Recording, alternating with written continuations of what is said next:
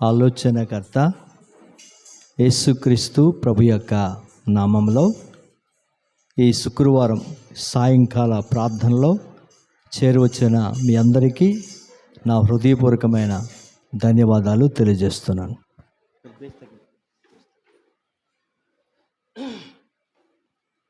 ప్రియులారా, ఆలస్యం చేయకుండా దేవుని వాక్యాన్ని మనం ధ్యానించుకుందాం.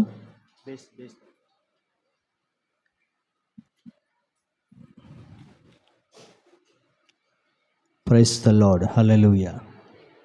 దేవుని వాక్యాన్ని మనం ధ్యానించుకుందాం. మనం ప్రకటించిన రీతిగా ప్రియులారా, పరమ గీతంలో కొన్ని విషయాలు మనం తెలుసుకుందాం. గత ఆదివారం కూడా, గత శుక్రవారం కూడా 7వ అధ్యాయము 4వ వచనాన్ని మనం ధ్యానం చేసాం. ఈరోజు కూడా ఒక వచనాన్ని మనం ధ్యానం చేద్దాం.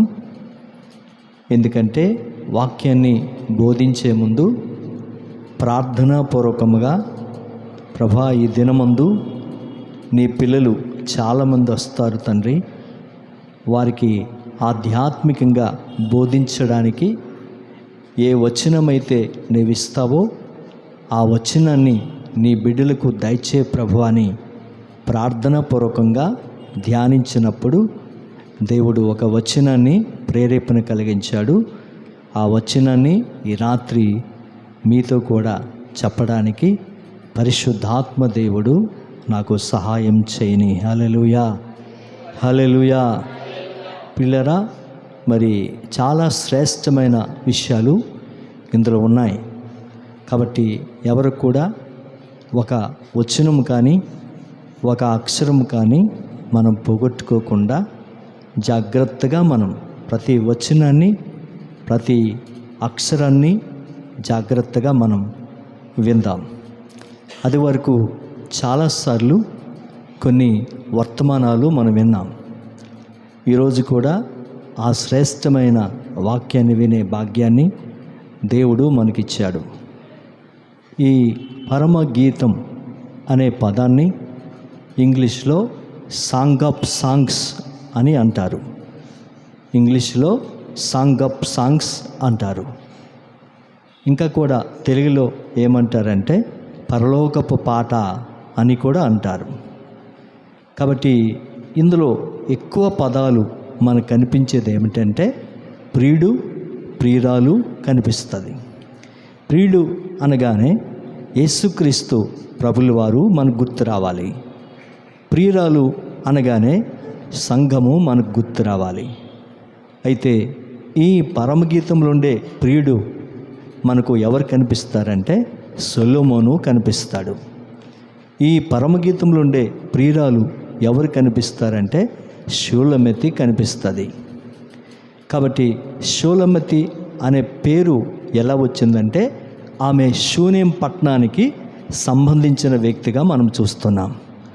ఆ షూనేం పట్టణాన్ని బట్టి ఆమెకు ఏం పేరు వచ్చిందంటే షూలమెతి అనే పేరు వచ్చింది. దయచేసి అందరూ జాగ్రత్తగా వినాలి. ఈ పరమ గీతము అనే పుస్తకాన్ని రచించిన రచయిత సొలొమోను అని మొదటి అధ్యాయము 1వ వచనములో మనం చూస్తున్నాం. కాబట్టి దీని గ్రంథకర్త, దీని రచయిత, రచించే ఎవరు అంటే సొలొమోను రచించాడు అని మనం చూస్తూ ఉన్నాం. దయచేసి బాగా గమనించండి. ఈ పరమగీతము అనే పుస్తకము పిల్లరా ఎప్పుడు వ్రాయబడిందంటే క్రీస్తు పూర్వము 965వ సంవత్సరంలో వ్రాయబడింది. ఈ పరమగీతము అనే పుస్తకము ఎప్పుడు వ్రాయబడిందంటే క్రీస్తు పూర్వము 965వ సంవత్సరంలో వ్రాయబడి ఉంది. దయచేసి బాగా గమనించండి. దీని గ్రంథకర్త ఎవరంటే సొలొమోను. కాబట్టి ఇందులో చాలా శ్రేష్టమైన విషయాలు వ్రాయబడ్డాయి. ఈ రాత్రి ఒక వచనాన్ని మనం తెలుసుకుందాం. ఇందులో ఉన్న అధ్యాయాలు 8 అధ్యాయాలు ఉన్నాయి. ఇందులో ఉన్న వచనములు 115 వచనాలు ఉన్నాయి. 8 అధ్యాయాల్లో కూడా ఎన్ని వచనాలు ఉన్నాయంటే 115 వచనాలు ఉన్నాయి. ఎన్ని అధ్యాయాలు ఉన్నాయి? 8 అధ్యాయాలు ఉన్నాయి. ఈ 8 అధ్యాయాల్లో కూడా మనం వచనాలను మనము లెక్కిస్తే లేక క్రోడీకరిస్తే మొత్తం ఎన్ని వచనాలు అంటే 115 వచనాలు ఇందులో ఉన్నాయి. కాబట్టి ప్రతి వచనం కూడా చాలా శ్రేష్టమైనది, ప్రతి విషయం కూడా చాలా శ్రేష్టమైనది. అయితే ప్రభువా, ఈ దినమందు వచ్చిన నీ బిడ్డలకు ఏ వచనముతో మాట్లాడతావు అని ప్రార్థనాపూర్వకంగా ప్రభు దగ్గర అడిగినప్పుడు ప్రభువు నాకు ఒక వచనాన్ని చూపించాడు. ఆ వచనము ఇప్పుడు మీతో ధ్యానిస్తూ ఉన్నాను. ఆ వచనం ఏమిటంటే మొదటి అధ్యాయము 3వ వచనాన్ని మనం చదువుకుందాం. అందరూ బైబిల్ చూడాలి. అదే పరమగీతము మొదటి అధ్యాయము 3వ వచనాన్ని మనం చదువుకుందాం. నీవు పుసుకును పరిమళ తైలము సువాసన గలది, నీ పేరు పోయబడిన పరిమళ తైలముతో సమానము, కన్యకలు నిన్ను ప్రేమించెదరు. పిల్లరా, ఈ మొదటి అధ్యాయము 3వ వచనాన్ని మనం జాగ్రత్తగా చదివితే ఈ వచనాన్ని ఎవరు చెప్తున్నారంటే ప్రియురాలు మాట్లాడుతూ ఉంది. కొన్ని వచనాలు ప్రియురాలు మాట్లాడుతూ ఉంది, కొన్ని వచనాలు ప్రియుడు మాట్లాడుతున్నారు. ప్రియుడంటే ఎవరు? యేసుక్రీస్తు ప్రభుల వారు. ప్రియురాలు అంటే ఎవరు? సంఘం. కాబట్టి ఈ పరమగీతంలో కనిపిస్తున్న ప్రియురాలు ఎవరు? షూలమెతి. ఈ పరమగీతంలో కనిపిస్తున్న ప్రియుడు ఎవరు? సొలొమోను. అది సొలొమోను అనే పేరుకు అర్థం ఏమిటంటే సమాధానకరుడు అని దాని అర్థం. సమాధానకరుడు అని ఎందుకు వచ్చిందంటే ఆయన 3వ రాజుగా ఇజ్రాయెల్ను పరిపాలించాడు. మొట్టమొదటి రాజు సౌలు 40 సంవత్సరాలు పరిపాలించాడు. 2వ రాజు దావీదు 40 సంవత్సరాలు పరిపాలించాడు. 3వ రాజు సొలొమోను 40 సంవత్సరాలు పరిపాలించాడు.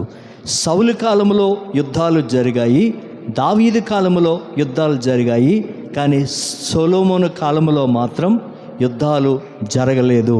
కత్తి శబ్దం కానీ, గుర్రాల శబ్దం కానీ, ఎటువంటి రక్తపాతము కానీ, ఎటువంటి యుద్ధాలు కానీ సొలొమోను కాలంలో జరగలేదు. 40 సంవత్సరాలు రాజ్యము సమాధానంగా ఉంది. హల్లెలూయా. కాబట్టి సొలొమోను దేవుడిచ్చిన జ్ఞానం చేత ఆ ఇజ్రాయేలు ప్రజలను 40 సంవత్సరాలు పరిపాలించాడు. ఎలా పరిపాలించాడంటే సమాధానంతో పరిపాలన చేశాడు. అందుకే సొలొమోను అనే పేరుకు అర్థమేమిటి? సమాధానకరుడు. కాబట్టి అసలు శిష్యులైన సమాధానకరుడు ఎవరు? యేసుక్రీస్తు ప్రభు అయి ఉన్నాడు. హల్లెలూయా, హల్లెలూయా. కాబట్టి ఈ రాత్రికాల సమయమందు జాగ్రత్తగా మనం చదువుకుందాం. అయితే ఈ 3వ వచనములో ఉండే విషయాలను ఎవరు మాట్లాడుతున్నారంటే ప్రియురాలు మాట్లాడుతూ ఉంది. చెప్పండి, ప్రియురాలు మాట్లాడుతూ ఉంది. ఎవరిని ఉద్దేశించి మాట్లాడుతుంది? ప్రియుడిని ఉద్దేశించి మాట్లాడుతుంది. అంటే నువ్వు పూసుకొను పరిమళ తైలము సువాసన గలది. దయచేసి బాగా గమనించండి. ఆయన పూసుకున్న పరిమళ తైలము సువాసన గలది. ఆయన అంటే ఎవరు? యేసుక్రీస్తు ప్రభుల వారు. యేసుక్రీస్తు ప్రభుల వారి యొక్క ఎలా ఆ తైలాన్ని పూసుకున్నాడు? యేసుక్రీస్తు ప్రభుల వారు ఎప్పుడు ఆయన మీద పోయబడింది, ఎప్పుడు ఆ సువాసన వెదజల్లుతూ ఉంది అనే ఆలోచన మనకు వస్తే ఒకసారి మత్తయి సువార్త 26వ అధ్యాయము 6వ వచనాన్ని 7వ వచనాన్ని చదువుకుందాం. మత్తయి సువార్త 26వ అధ్యాయము 6వ వచనాన్ని 7వ వచనాన్ని చదువుకుందాం.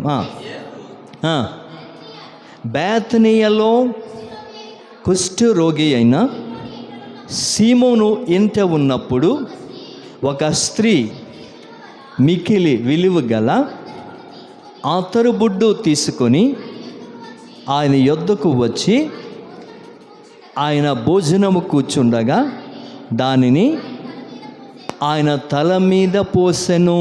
అందరూ జాగ్రత్తగా వినండి. వీళ్ళరా, ఏం జరిగిందో తెలుసా? ఈ మత్తయి సువార్త 26వ అధ్యాయము 6వ వచనాన్ని 7వ వచనాన్ని జాగ్రత్తగా మనం చదివితే, అక్కడ మనం జాగ్రత్తగా పరిశీలన చేస్తే, బేతనీయ అనే గ్రామంలో కుష్ఠరోగి అయిన సీమోను ఉన్నాడు. ఆ కుష్ఠరోగి అయిన సీమోను కుష్ఠరోగముతో ఉన్నాడు. కాబట్టి ఆ కుష్ఠరోగంతో ఉన్న కారణం బట్టి తన ఇంటికి యేసు క్రీస్తు ప్రభుల వారిని భోజనానికి ఆహ్వానించాడు. అందరూ జాగ్రత్తగా వినండి. కాబట్టి సీమోను అనే వ్యక్తి ఏ వ్యాధితో ఉన్నాడు? కుష్ఠరోగముతో ఉన్నాడు. కుష్ఠరోగముతో ఉన్న కారణం బట్టి తన ఇల్లంతా కూడా చెడు వాసనతో ఉంది. తన ఇల్లు అంతా కూడా చెడు వాసనతో ఉంది. తన ఇల్లు అంతా కూడా చూడడానికి చాలా అసహ్యకరంగా ఉంది. ఎందుకో తెలుసా? ఆ కుష్ఠరోగం వలన, ఆ వ్యాధి వలన తనకొచ్చిన ఆ చెడు వాసన బట్టి ఇల్లంతా కూడా చెడు వాసనతో నిండిపోయింది. అందరూ జాగ్రత్తగా వినండి. అదే పరిస్థితిలో ఆ సీమోను ఏం చేశాడంటే, యేసుక్రీస్తు ప్రభుల వారిని బేతనీయ గ్రామంలో తన ఇంటికి భోజనానికి ఆహ్వానించాడు. అప్పుడు యేసు ప్రభుల వారు సీమోను ఇంటికి వెళ్ళాడు. ఆ వెళ్ళి భోజనం కూర్చున్న సమయంలో ఏం జరిగిందో తెలుసా? మగ్దలేని మరియా అనే ఒక ఆమె అత్తరు బుడ్డి తీసుకొని వచ్చింది. అత్తరు బుడ్డి తీసుకొని వచ్చి ఆ అత్తరును ఏం చేసిందంటే తన తల మీద పోసింది. ఎవరికి? యేసుక్రీస్తు ప్రభుల వారికి ఆ తల మీద పోసింది. తల మీద పోయగానే ఆ తల మీద పోయబడిన అత్తరు ఏం జరిగిందో తెలుసా? ఆ తల మీద నుండి అంగీ మీదికి కారింది. ఆ అంగీ మీద నుండి తన శరీరం అంతా కూడా ఆ అత్తరు చరడం జరిగింది. ఎప్పుడైతే శరీరం మీద అత్తరంతా అవడం జరిగిందో, ఆ అత్తరు యొక్క సువాసన వలన ఆ ఇల్లంతా కూడా ఏమైందంటే సువాసనతో నిండిపోయింది. హల్లెలూయా! యేసుక్రీస్తు ప్రభులు వారు రాక మునుపు సీమోను ఇల్లు ఎలా ఉండేదంటే చెడు వాసనతో ఉండేది. అందరూ జాగ్రత్తగా గమనించండి. చెడు వాసన రావడానికి కారణం ఏమిటి? తనకున్న కుష్ఠరోగం. దయచేసి బాగా గమనించండి. బైబిల్ ప్రకారంగా కుష్ఠరోగం అనేది పాపానికి సూచనగా ఉంది. ఎందుకంటే భయంకరమైన కుష్ఠరోగం. ఈ రోజుల్లో మందులు ఉన్నాయి, కానీ పూర్వ దినాల్లో కుష్ఠరోగం వస్తే దానికి మందులు లేవు. అందుకే వాళ్ళు ఏం చేసేవారో తెలుసా? సమాజానికి దూరంగా పెట్టేవారు, గ్రామానికి దూరంగా పెట్టేవారు, కుటుంబానికి దూరంగా పెట్టేవారు, దేవుని మందిరానికి దూరంగా పెట్టేవారు. కుష్ఠరోగం ఉన్న వ్యక్తి భార్యతో కలవడానికి లేదు. కుష్ఠరోగం ఉన్న వ్యక్తి పిల్లలతో కలవడానికి లేదు. కుష్ఠరోగం ఉన్న వ్యక్తి సమాజంలో రావడానికి లేదు. కుష్ఠరోగం ఉన్న వ్యక్తి దేవుని మందిరానికి రావడానికి లేదు. అటువంటి భయంకరమైన రోగము కాబట్టి ఎక్కడో పొలిమేరకు దూరంగా ఉంచేవారు. హల్లెలూయా! హల్లెలూయా! కాబట్టి అటువంటి భయంకరమైన కుష్ఠరోగము దేనికి సూచనగా ఉందంటే పాపానికి సూచనగా ఉంది. దయచేసి బాగా గమనించండి. ఇప్పుడు యేసు ప్రభుల వారు ఆ ఇంటిలో అడుగుపెట్టిన కారణం బట్టి చెడు వాసన పోయి ఇప్పుడు ఏమవుతుందంటే సువాసన. ఈ సువాసన దేనికి సాదృశ్యం అంటే పరిశుద్ధ జీవితము. హల్లెలూయా! అందరూ చెప్పాలి, ఏ జీవితము? పరిశుద్ధ జీవితము. అంటే ఎవరైతే యేసుక్రీస్తు ప్రభుల వారిని మన హృదయంలోనికి ఆహ్వానిస్తారో, వారు ఎంత ఘోరమైన పాపి అయినా, వారు ఎంత ఘోరమైన దోషి అయినా, వారు ఎంత ఘోరమైన శాపాలతో ఉన్న యేసుక్రీస్తు ప్రభుల వారు ఎప్పుడైతే మన హృదయంలోనికి వస్తారో, మన హృదయంలో ఉండే పాపం, మన హృదయంలో ఉండే చెడు, మన హృదయంలో ఉండే వ్యసనాలు, మన హృదయంలో ఉండే ప్రతిదీ కూడా పోయి ఏమొస్తుందంటే పరిశుద్ధ జీవితం మనకు కలుగుతుంది. హల్లెలూయా! అందుకే షోలమతి అంటుంది, ఓ యేసు ప్రభువా, నీవు ఎలాంటి వాడవంటే నువ్వు పూసుకున్న పరిమళ తైలము సువాసన గలది. అంటే అనేక మంది జీవితాలను నువ్వు మార్చగలన దేవుడవు, అనేక మందికి పరిశుద్ధ జీవితాన్ని ప్రసాదించేవాడవు, అనేక మంది బ్రతుకులను మార్చగల దేవుడవు, అనేక మంది జీవితాలను జీవితంలో గొప్ప విలువలు ఇచ్చిన దేవుడవు అని ఆమె చెప్తూ ఉంది. హల్లెలూయా, హల్లెలూయా. కాబట్టి ఆ సువాసన దేనికి సూచన అంటే పరిశుద్ధ జీవితము. చెప్పండి, పరిశుద్ధ జీవితము. నా హృదయంలోకి వచ్చిన కారణం బట్టి నా జీవితంలో పరిశుద్ధంగా మార్చబడింది. నీ హృదయంలోకి వచ్చిన కారణం బట్టి నీ జీవితం పరిశుద్ధంగా మార్చబడింది. మన జీవితంలోకి వచ్చిన కారణం బట్టి మన జీవితం పరిశుద్ధంగా మార్చబడింది. అంటే యేసు ప్రభుల వారు ఎక్కడ ఉంటే అక్కడ సువాసన వెదజల్లుతూ ఉంటుంది. ఎక్కడ ఉంటే వారి జీవితాలు మార్చబడతాయి, ఎక్కడ ఉంటే వారి బ్రతుకులు మార్చబడతాయి. అంత గొప్ప దేవుడు యేసు ప్రభువు ఉన్నాడు. హల్లెలూయా, హల్లెలూయా. కాబట్టి ఈ రాత్రికాల సమయమందు మన హృదయంలోనికి యేసయ్య వస్తే మన హృదయం అంతా కూడా సువాసనతో నింపబడుతుంది. అంటే పాప జీవితం పోయి పరిశుద్ధ జీవితం మనలోకి వస్తుంది. ఆ పరిశుద్ధ జీవితం మనలోకి రావాలంటే మన హృదయములో యేసయ్యకి మనం స్నానము, ఎప్పుడైతే యేసయ్యకి మనం స్థానం ఇస్తామో, మన హృదయంలోనికి యేసయ్య వస్తాడో, అప్పుడు మన జీవితం ఎలా మారుతుంది? పరిశుద్ధ జీవితంగా మారుతుంది. యెహోషువ గ్రంథం 2వ అధ్యాయము ప్రారంభ వచనాన్ని చదువుకుందాం త్వరగా. ఆమె జీవితం, పరిశుద్ధ జీవితం ఎలా మారిందో మనం చూద్దాం. చదవండి.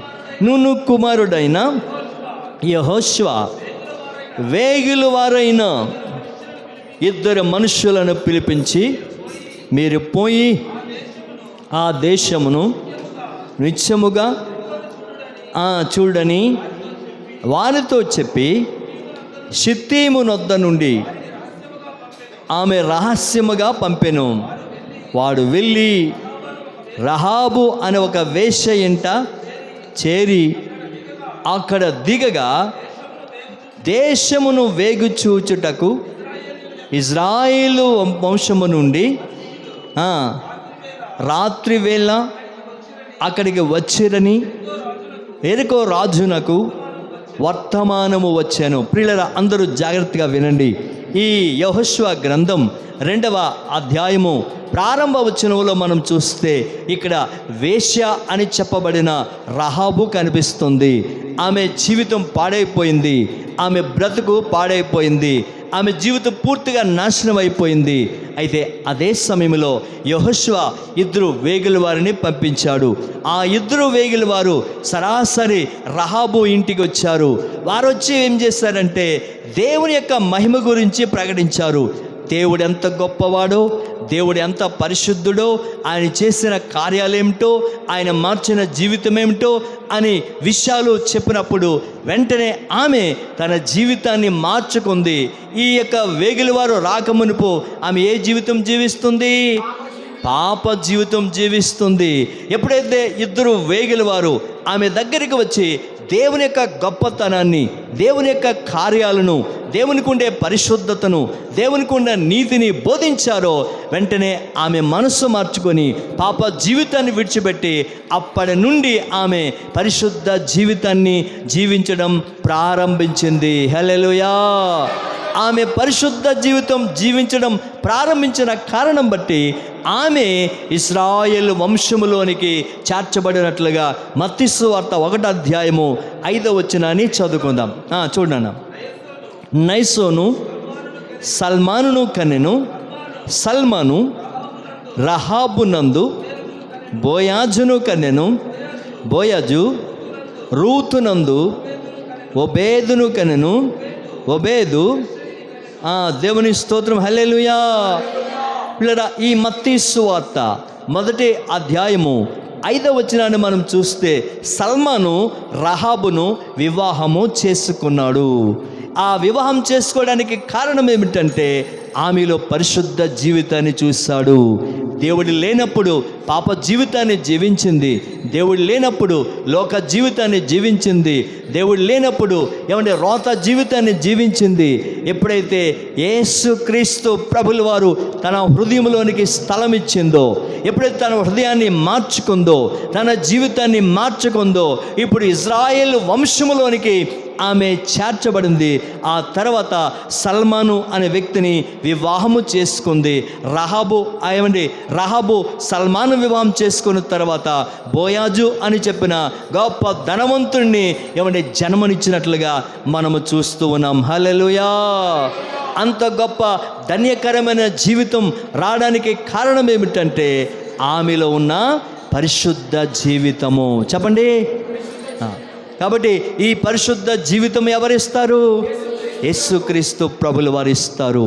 కాబట్టి షోలమతి యేసు ప్రభుతో ఏమంటుందంటే, నీవు పూసుకున్న పరిమళ తైలము సువాసన గలది. సువాసన అనేది అది మంచి వాసన. సువాసన అనేది పరిశుద్ధ జీవితానికి సూచనగా ఉంది. కాబట్టి అటువంటి గొప్ప దేవుడు ఈ రాత్రి నీ హృదయంలోకి వస్తే నీ జీవితాన్ని కూడా మారుస్తాడు. ఒకవేళ ఇంకా వ్యసనాలతో ఉన్నావా? ఒకవేళ లోక సంబంధమైన ఆ వ్యసనాలు మానలేకపోతున్నావా? మానాలని ఉంది కానీ నేను మానలేకపోతున్నానండి, నా శక్తి సాల్టము లేదండి, నేను జయించలేకపోతున్నానండి, నేను అలా మానలేకపోతున్నానండి అనుకుంటే, ఇదిగో నీ హృదయంలోనికి యేసయ్యకు స్థానం ఇస్తే, నీ హృదయంలోనికి యేసయ్యను చేర్చుకుంటే, యేసయ్య ఖచ్చితంగా నీ జీవితాన్ని మార్చి పరిశుద్ధ జీవితాన్ని దేవుడు నీకు ప్రసాదిస్తాడు. హల్లెలూయా, హల్లెలూయా, హల్లెలూయా. కాబట్టి ఈ రాత్రికాల సమయమందు ఈ మొదటి అధ్యాయము 3వ వచనం ప్రకారంగా చెప్పిన మాట ఏమిటంటే, నీవు పూసుకున్న పరిమళ తైలము సువాసన గలది.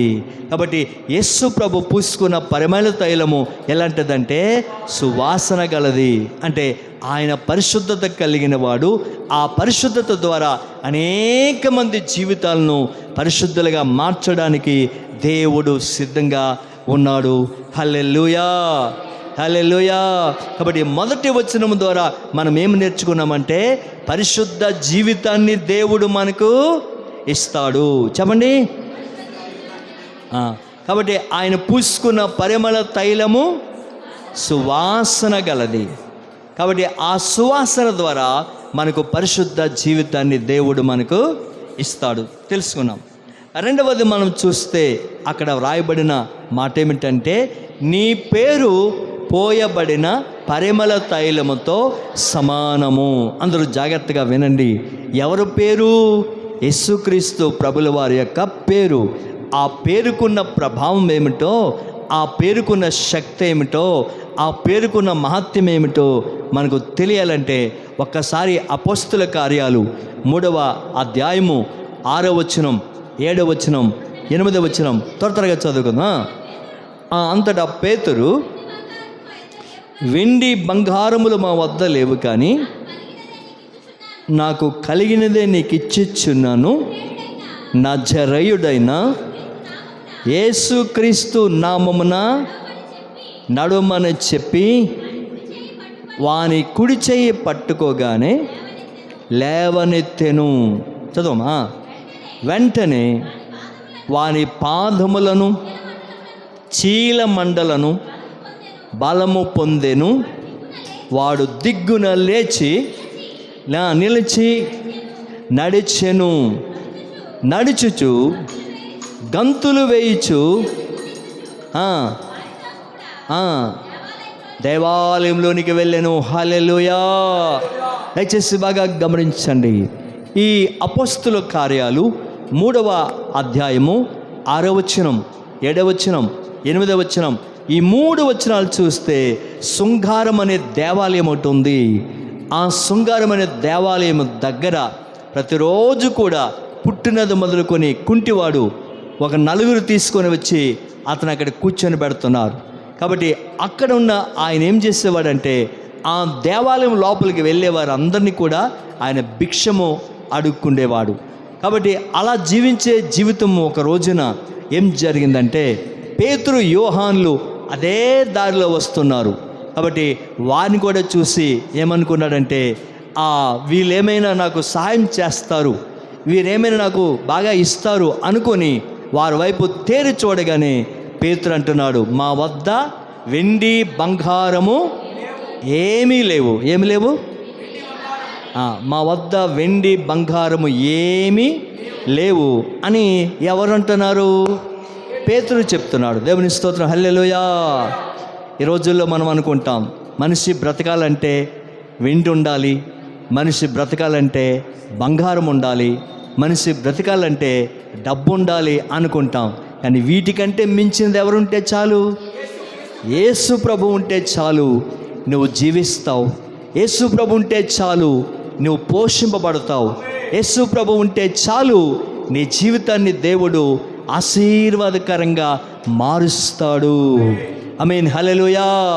కాబట్టి పేతురు అంటున్నాడు, మేం బ్రతకడానికి మా దగ్గర బంగారం లేదు, మేం బ్రతకడానికి మా దగ్గర వెండి లేదు, మేం బ్రతకడానికి మా దగ్గర ధనం లేదు, ఏమీ లేవు.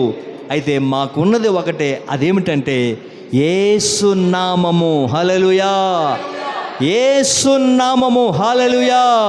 కాబట్టి యేసు నామములో లేచి నడువు అని చెప్పగానే వాడు చీల మండల్లోనికి శక్తి వెళ్ళి, బలము వెళ్ళి, వాడు దిగ్గున లేచి నిలబడి గంతులు వేస్తూ వాడు దేవాలయంకి వెళ్ళి దేవుని మహిమ పరిచాడు. ఆమేన్, హల్లెలూయా, హల్లెలూయా. అంటే ఆయన పేరుకుండే ఆ పవర్, ఆయన పేరుకుండే శక్తి, ఆయన పేరుకుండే ప్రభావము ఎంత గొప్పదో చూడండి. వాడు పుట్టినది మొదలుకొని కుంటువాడిగా జీవించాడు. ఏమంటే నడవలేని స్థితిలో ఉన్నాడు, ఏమండి వెళ్ళలేని స్థితిలో ఉన్నాడు, పరిగెత్తలేని స్థితిలో ఉన్నాడు. అలాంటి వ్యక్తిలోనికి ఎప్పుడైతే దేవుని ప్రభావం వెళ్ళిందో, దేవుని శక్తి వెళ్ళిందో, వెంటనే వాడు లేచి నిలబడి గంతులు వేస్తూ వాడు దేవాలయానికి వెళ్ళినట్లుగా మనము చూస్తూ ఉన్నాం. దేవుని నామానికి మహిమ కలుగునుగాక.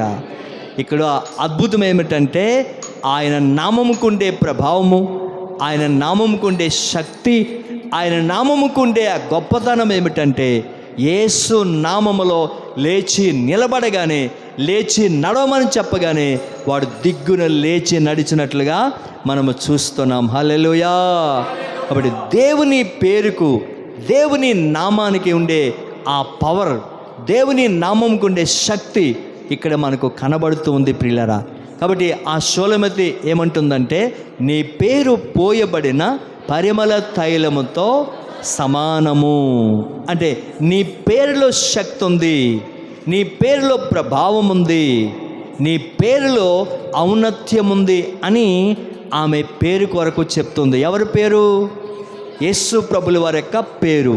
కాబట్టి ఆ యేసు ప్రభుల వారి పేరు కొరకు, అందుకే పౌలు కూడా ఒక మాట అన్నాడు, చూద్దాం, తొందరగా చదువుకుందాం. 2వ కొరింథీ పత్రిక, 1 కొరింథీ పత్రిక 11వ అధ్యాయము 1వ వచనాన్ని చదువుకుందాం. అందరూ చూడాలి. 1 కొరింథీ పత్రిక 11వ అధ్యాయము 1వ వచనమా? నేను క్రీస్తును పోలి నడుచుకొనుచున్న ప్రకారము మీరును నన్ను పోలి నడుచుకొనుడి. చూడండి, ఇక్కడ పౌలు ఈ కొరింథీ సంఘానికి ఏం చెప్తున్నాడంటే, ఓ కొరింథీ సంఘమా, నేనైతే క్రీస్తును పోలి నడుచుకొనిచున్నాను, కాబట్టి మీరు నన్ను పోలి మీరు నడుచుకొనుడి అని పౌలు కొరింథీ సంఘానికి చెప్తున్నట్లుగా మనం చూస్తూ ఉన్నాం. కాబట్టి దేవుని ప్రజలారా, ఆయన నామముకుండే గొప్పతనం, ఆయన నామముకుండే ప్రాముఖ్యత, ఆయన నామముకుండే ఆ పవర్, ఆయన నామముకుండే శక్తి చాలా గొప్పది. కాబట్టి ఆయన పేరు పెట్టుకున్న మనము ఇప్పుడు పౌలు చెప్పినట్లుగా క్రీస్తు పోలిక అనేది మనలో ఉండాలి. హల్లెలూయా. చెప్పాలి, ఎలాగ ఉండాలి? క్రీస్తు పోలిక అనేది మనలో ఉండాలి. కాబట్టి అందుకే అపోస్తుల కార్యాలు 11వ అధ్యాయము 26వ వచనాన్ని మనం చదివితే చూడండి, అక్కడ శిష్యులు ఎలా పిలువబడ్డారో మనం చూస్తున్నాం. అపోస్తుల కార్యాలు 11వ అధ్యాయము 26వ వచనాన్ని మనం చదివితే, వారు కలిసి ఒక సంవత్సరమంతయు సంఘములో ఉండి బహుజనులకు వాక్యమును బోధించిరి. మొట్టమొదట అంతియొక్కయలో శిష్యులు క్రైస్తవులు అనబడిరి. ప్రియులారా, ఈ అపోస్తుల కార్యాలు 11వ అధ్యాయము 26వ వచనాన్ని మనం చదివితే అంతియొక్కయలో శిష్యులు మొట్టమొదటిగా క్రైస్తవులు అనబడ్డారు. అంటే వారు ఎలా జీవించారు అంటే క్రీస్తులాగా జీవించారు. చెప్పండి, క్రీస్తులాగా జీవించారు, క్రీస్తులాగా వారు బ్రతికారు, క్రీస్తులాగా వారు మాట్లాడారు. కాబట్టి ఈరోజు మనలను ప్రజలు ఆ విధంగా గుర్తించగలుగుతున్నారా? ఒకసారి ఆలోచన చేద్దాం. మనకు కూడా ఏమని పేరు పెట్టారంటే క్రిస్టియన్స్ అంటారు. క్రిస్టియన్స్ అంటే అర్థం ఏంటి? క్రైస్తవులు అని దాని అర్థం. దయచేసి బాగా గమనించండి. చూడండి, ఒకవేళ ఎవరైనా బస్సులో ప్రయాణం చేస్తే, ఆ బస్సులో ప్రయాణం చేసినప్పుడు ఒకవేళ పెద్ద వయసు కలిగిన వ్యక్తి నిలబడలేక నిలబడుతూ నడవలేక నడుస్తూ బస్సులో నిలబడినప్పుడు ఎవరైనా లేచి సీట్ ఇస్తే ఆయన ఏమంటాడు తెలుసా? మీరు క్రైస్తవులా అంటారు. మీరు క్రైస్తవులా అంటే క్రైస్తవులు ఏం చేస్తారంటే ఇతరులకు సహాయం చేస్తారు. కాబట్టి అటువంటి మంచి లక్షణం అనేది ఈరోజు మనలో ఉండాలి. కాబట్టి క్రీస్తు పేరు పెట్టుకున్న మనము క్రీస్తులాగే మనము జీవించాలి. అందుకే లూకాసు వార్త 3వ అధ్యాయము 15వ వచనాన్ని మనం చదివితే చూడండి, అక్కడ ప్రజలు ఏమంటున్నారో ఒకసారి చూద్దాం. లూకాసు వార్త 3వ అధ్యాయము 15వ వచనం. ప్రజలు కనిపెట్టుచు ఇతడు క్రీస్తై ఉండినేమో అని అందరూ యోహానును గూర్చి తమ హృదయములలో ఆలోచించుకొనిచుండగా, యోహాను, నేను నీళ్ళలో బాప్తిసం ఇచ్చుచున్నాను, అయితే నాకంటే శక్తిమంతుడు ఒకడు వచ్చుచున్నాడు, ఆయన చెప్పుల వారును విప్పుటకు నేను పాత్రుడను కాను. హల్లెలూయా.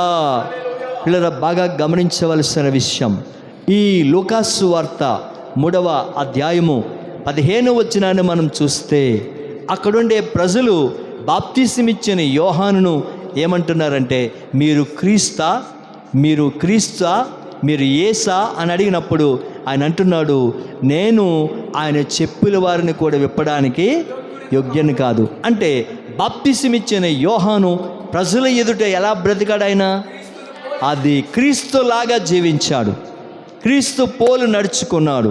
క్రీస్తు ఎలాగైతే మాట్లాడతాడో, క్రీస్తు ఎలాగైతే ప్రవర్తిస్తాడో, క్రీస్తు ఎలాగైతే బ్రతుకుతాడో, క్రీస్తు ఎలాగైతే ఆ జీవితాన్ని జీవిస్తాడో, అదే రీతిగా బాప్తిసమిచ్చిన యోహాను కూడా క్రీస్తులాగా జీవించాడు. కాబట్టి ప్రజలందరూ వచ్చి ఏమన్నారంటే, మీరు క్రీస్తా అని అతను అడిగినట్లుగా మనం చూస్తూ ఉన్నాం.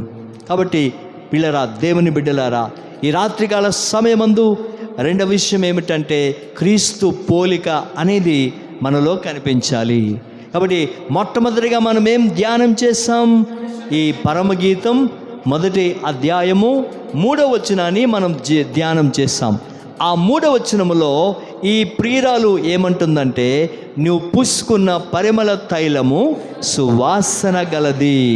కాబట్టి యేసుక్రీస్తు ప్రభుల వారు ఆ పూసుకున్న పరిమళ తైలం లేక అత్తరు ఏ విధంగా అయితే సువాసన ఇచ్చి అనేక మంది జీవితాల ప్రభావితంగా మార్చిందో, ఆ 1వ వచనము ద్వారా మనం నేర్చుకోవాల్సిన పాఠం ఏమిటంటే పరిశుద్ధ జీవితము. చెప్పండి.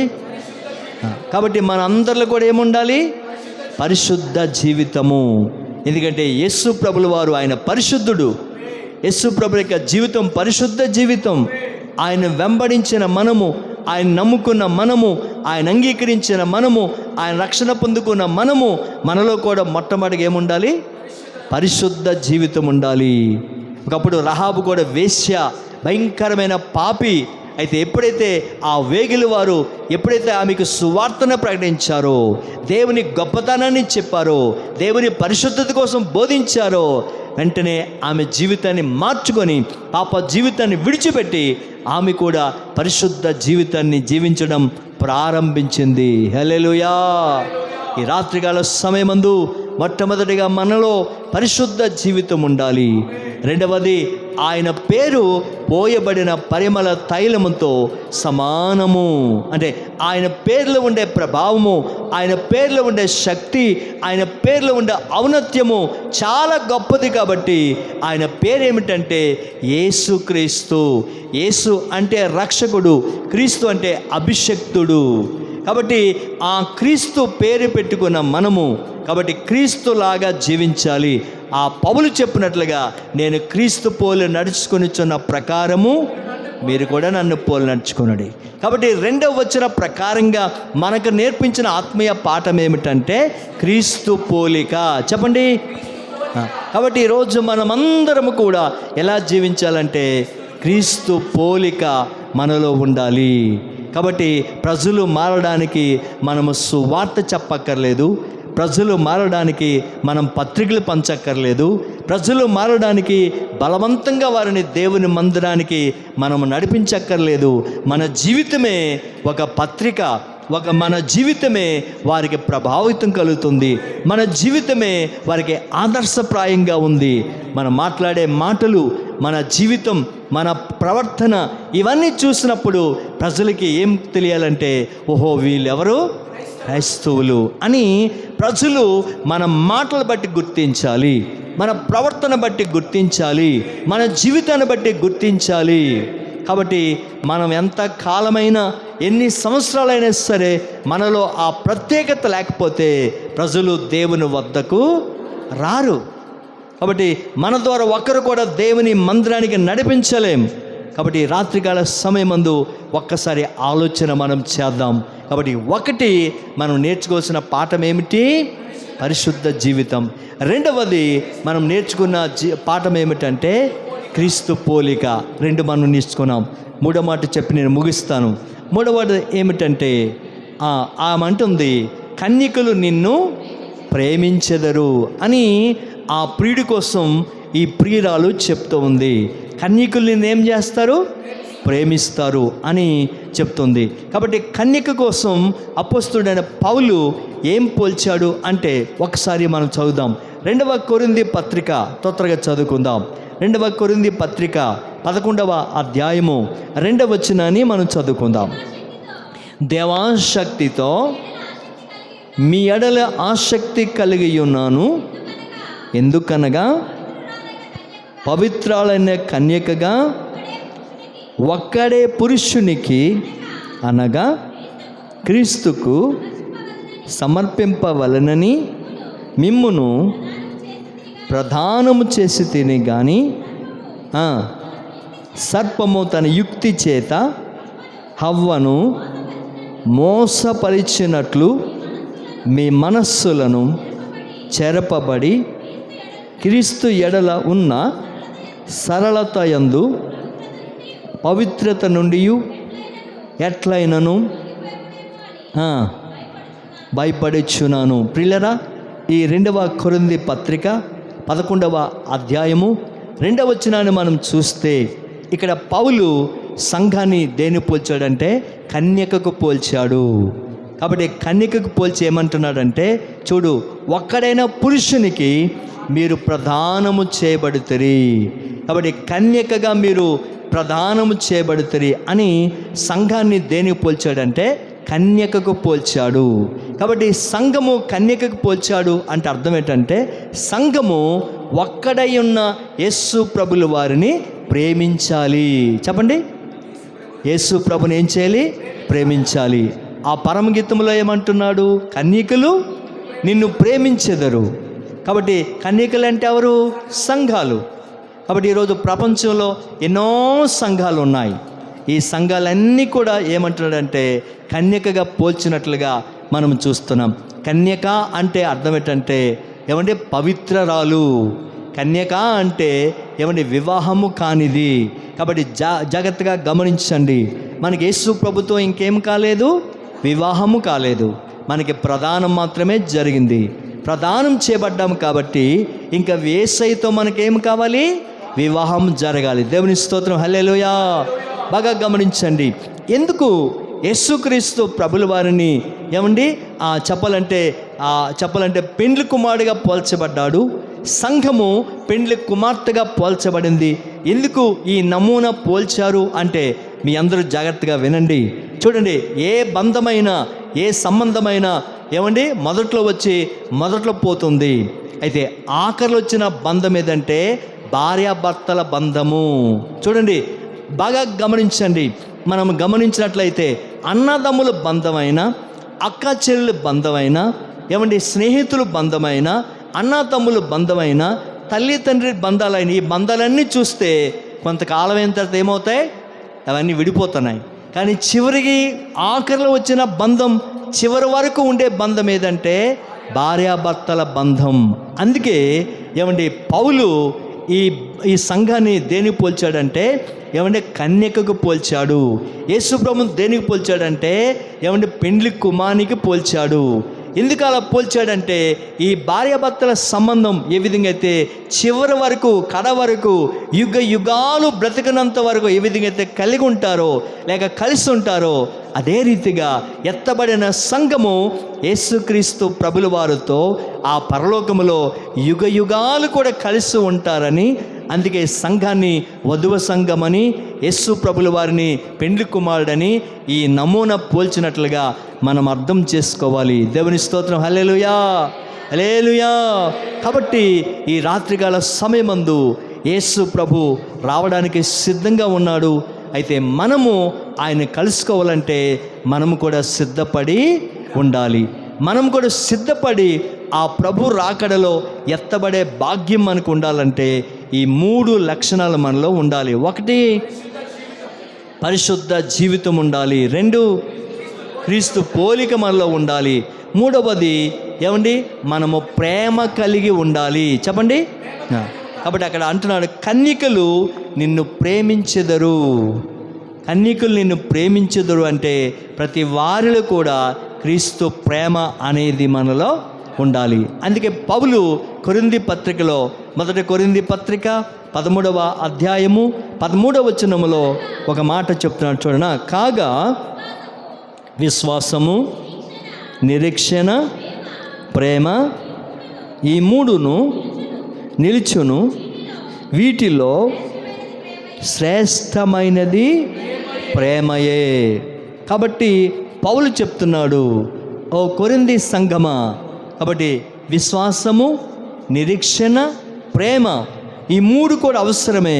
కానీ ఈ 3 శ్రేష్టమైనది ప్రేమ. కాబట్టి దేవుని ప్రేమ. ప్రేమ అంటే ఏ ప్రేమ? లోక ప్రేమ కాదు. కొంతమంది ప్రేమ అంటే లోక ప్రేమ అనుకుంటారు, వాంఛలు తీర్చుకునే ప్రేమ అనుకుంటారు, కోరికలు తీర్చుకునే ప్రేమ అనుకుంటారు. ఆ ప్రేమ అయితే అందాన్ని బట్టి వస్తుంది, ఆ ప్రేమ అయితే కొంతవరకే ఉంటుంది. కానీ ఆ ప్రేమ కాదు. మనకు కావాల్సింది ఏ ప్రేమ అంటే ఇది దేవుని ప్రేమ. దీన్నేమో అగాపే అన్నారు. అగాపే అంటే దేవుని ప్రేమ. దేవుని ప్రేమలో స్వార్థము లేదు, దేవుని ప్రేమలో మోసం లేదు, దేవుని ప్రేమలో అన్యాయం లేదు, దేవుని ప్రేమలో అక్రమము లేదు. దేవుని ప్రేమ చాలా పవిత్రమైన ప్రేమ. హల్లెలూయా. కాబట్టి దేవుడు ఏ ప్రేమతో మనల్ని ప్రేమించాడో అదే ప్రేమ కలిగి మనం జీవించాలని దేవుడు ఆశపడుతున్నాడు. పౌలు కూడా కొరింథీ సంఘానికి ఏం చెప్తున్నాడు? సంఘమా, ఈ మాట మీరు ఆలకించండి. విశ్వాసం మీలో ఉండొచ్చు, నిరీక్షణ మీలో ఉండొచ్చు, ప్రేమ మీలో ఉండొచ్చు. అయితే వీటన్నిటికంటే శ్రేష్టమైనది ప్రేమ. ఆ ప్రేమ కలిగి మీరు ఉండాలి అని ఆ పౌలు కొరింథీ సంఘానికి చెప్తున్నట్లుగా మనము చూస్తూ ఉన్నాం. కాబట్టి ప్రియులరా, ప్రేమ అనేది మనలో ఉంటే బైబిల్ అంటుంది ప్రేమ అనేక దోషములు కప్పును. కాబట్టి కొన్నిసార్లు ఎదుటి వారిలో తప్పులు మనకు కనిపిస్తాయి. కానీ ప్రేమ అనేది ఉంటే ఏం చేస్తాం? ఆ తప్పులు మనం ఏం చేస్తాం? క్షమించగలుగుతాం. కాబట్టి ఎదుటి వారిలో బలహీనతలు ఉండొచ్చు, కానీ దేవుని ప్రేమ ఉంటే వారి కొరకు మనం ప్రార్థన చేస్తాం. కాబట్టి అందుకే పౌలు చెప్తున్నాడు, ప్రేమ చాలా గొప్పది, కాబట్టి ఆ ప్రేమ అనేది మనలో ఉండాలి అని దేవుడు చెప్తున్నాడు. దేవుని స్తోత్రం. హల్లెలూయా, హల్లెలూయా. కాబట్టి ఈ రాత్రి ఈ పరమగీతం 1వ అధ్యాయము 3వ వచనం ద్వారా 3 విషయాలు ప్రభు మనతో మాట్లాడాడు. ఏం మాట్లాడాడంటే, మొట్టమొదటిగా ఏమిటంటే, నీవు పూసుకున్న పరిమళ తైలము సువాసన గలది. యేసు ప్రభు పూసుకున్న పరిమళ తైలం యేసుప్రభు పూసుకున్న అత్తరు ఆ కుష్ఠరోగి అయిన సీమోని ఇంటిలో ఏమైందంటే సువాసన వచ్చింది. ఒకప్పుడు సీమోనీలు ఎలా ఉండేది? అతనికి ఉండే కుష్ఠరోగాన్ని బట్టి చెడు వాసన వచ్చేది, దుర్వాసన వచ్చేది, చెడ్డవాసన వచ్చేది. కాబట్టి దుర్వాసన, ఆ చెడ్డ వాసన ఎప్పుడైతే యేసు ప్రభు బేతనియ కుష్ఠరోగి అయిన సీమోని ఇంట్లో అడుగుపెట్టాడో, ఎప్పుడైతే అత్తరు ఆయన మీద పోయగలిగారో, ఆ ఇల్లంతా కూడా ఏమైంది? సువాసనతో నిండిపోయింది. కుష్ఠరోగం పాపానికి సూచన. ఎప్పుడైతే యేసు ప్రభు అక్కడికి వచ్చాడో చెడు వాసన పోయింది, ఎవరి సువాసన వచ్చింది. ఆ సువాసన పరిశుద్ధ జీవితానికి సూచన. దేవుని స్తోత్రం, హల్లెలూయా. రెండవది, నీ పేరు పోయబడిన పరిమళ తైలముతో సమానము. ఆయన పేరుకుండే శక్తి, ఆయన పేరుకుండే ప్రభావము, ఆయన పేరుకుండే పవర్, ఆయన పేరుకుండే ఔన్నత్యం ఏమిటంటే, ఆ పుట్టినది మొదలుకొని కుంటివానికి యేసు నామములో లేవా అని చెప్పగానే వాడు లేచి నిలబడి గంతులు వేస్తూ దేవాలయానికి వెళ్ళాడు. అంటే ఆ వ్యక్తిని ఎవరు స్వస్థపరిచారు? యేసు నామము స్వస్థపరిచింది. యేసు నామములో శక్తి ద్వారా అద్భుతమైన కార్యాలు జరిగాయి. కాబట్టి ఆ యేసు నామమే, క్రీస్తు అనే పేరు, యేసు అనే పేరు పెట్టుకున్నాం. కాబట్టి మనము క్రైస్తవులుగా దేవుని పోలిక అనేది మనలో ఉండాలి. మూడవది ఏమిటంటే, కన్యకలు ఏమండి ఆయన ప్రేమించినట్లుగా ఈరోజు సంఘం అనే కన్యక యేసు ప్రభులు వారిని ఏం చేయాలి? ప్రేమించాలి. మనం ప్రేమ కలిగి ఉండాలి. ఆ ప్రేమ కలిగి ఉంటే మన జీవితము ఆశీర్వాదకరంగా ఉంటుంది. కాబట్టి 3 విషయాలు ఈ రాత్రి మనం తెలుసుకున్నాం ఈ మొదటి అధ్యాయం 3వ వచనం ద్వారా. చెప్పండి ఒకసారి. 1, పరిశుద్ధ జీవితం. 2, క్రీస్తు పోలిక. 3, ప్రేమ కలిగి ఉండుట. ఈ 3 విషయాలు ప్రభు మనకు నేర్పించాడు. కాబట్టి ఈ రాత్రి ఈ పరమగీతం మొదటి అధ్యాయము 3వ వచనం ద్వారా నేర్పించిన ఈ 3 విషయాలు బట్టి, ప్రభువా మేము అలా జీవించడానికి, మేము అలా నడవడానికి మాకు సహాయం చేయండి అని ప్రతి వారు కూడా ప్రార్థన చేసుకుందాం. ప్రతి వారు కూడా లేచి నిలబడదాం. చివరి ప్రార్థన ఆశీర్వాదంతో ఈ శుక్రవారపు ఉపవాస ప్రార్థన మనం ముగించుకుందాం. ప్రతి వారు లేచి నిలబడదాం. ఈ పరమగీత ధ్యానాలలో ఈరోజు ప్రభువు ఇచ్చిన మనకు ఈ మొదటి అధ్యాయము 3వ వచనాన్ని ధ్యానించడానికి ప్రభు మనకిచ్చాడు. ఈ వచనము ద్వారా 3 విషయాలు ప్రభు మనకి నేర్పించాడు. 1, పరిశుద్ధ జీవితం. 2, క్రీస్తు పోలిక. 3వది ప్రేమ. ఈ 3 విషయాలు ప్రభు మనకు నేర్పించాడు. ప్రతి వారు కూడా ప్రభువా నీ వాక్యం ద్వారా మాతో మాట్లాడిన ప్రతి విషయాన్ని మేము చక్కగా అర్థం చేసుకొని అలా జీవించడానికి మాకు సాయం చేయ ప్రభుని ప్రతి వారు ఒకసారి ప్రభు దగ్గర మనము ప్రార్థన చేసుకుందాం. ఒకసారి మనము ప్రభు దగ్గర జ్ఞాపకం చేసుకుందాం. ప్రభు మాట్లాడిన ప్రతి మాట మన హృదయంలో చేర్చుకుందాం. హల్లెలూయా, హల్లెలూయా, హల్లెలూయా.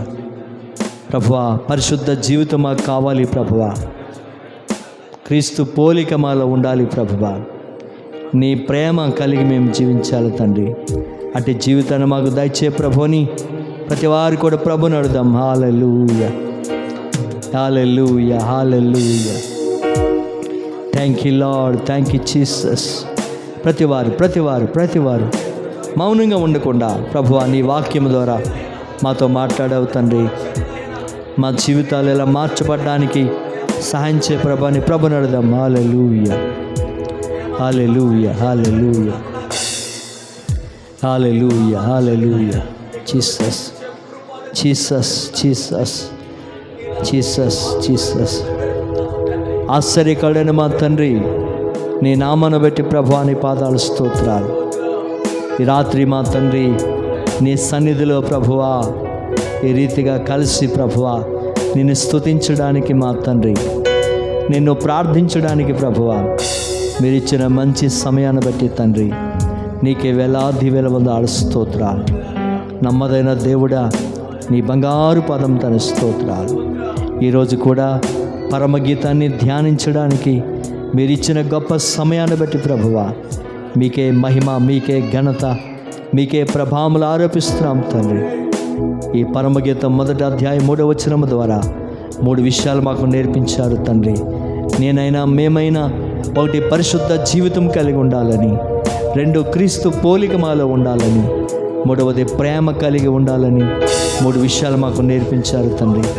ఈ 3 విషయాల ద్వారా మా జీవితాన్ని మేము మార్చుకోవడానికి, మా జీవితాన్ని మేము కట్టుకోవడానికి ప్రభువా కృప చూపించమని, నీ వాక్యమైన ప్రతి బిడ్డను పేరు పేరున మీరు ఆశీర్వదించి, మీ పరలోకపు దీవెనలు ప్రతి బిడ్డకు మీరు కలిగించి అద్భుతమైన కార్యం జరిగించమని తండ్రి మీ దాసుడిగా ప్రార్థిస్తున్నాను తండ్రి.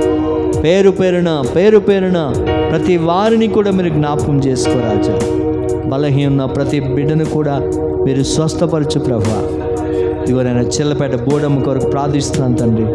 మోకాళ్ళతో బాధపడుతుండగా తన శరీరంలో పట్టుబిడుస్తున్న ప్రతి విధమైన బలహీనతను యేసు నామములో దూరపరిచి ఇప్పుడే సంపూర్ణమైన ఆరోగ్యం మీరు దయచే ప్రభువా.